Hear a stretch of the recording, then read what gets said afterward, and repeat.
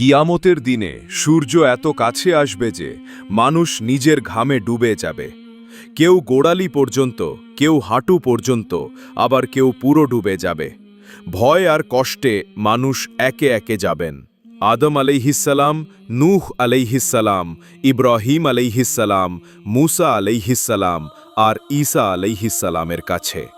কিন্তু প্রত্যেকে বলবেন, আজ আমি পারব না। অবশেষে সবাই যাবে আমাদের প্রিয় নবী মুহাম্মদ সাল্লাল্লাহু আলাইহি ওয়াসাল্লামের কাছে। তিনি সিজদায় পড়ে আল্লাহর কাছে কাঁদবেন আর বলবেন, উম্মতি উম্মতি। তখন আল্লাহ তাআলা বলবেন, হে নবী, মাথা তুলুন, আপনি যাকে চাইবেন আমি জান্নাতে প্রবেশ করাব।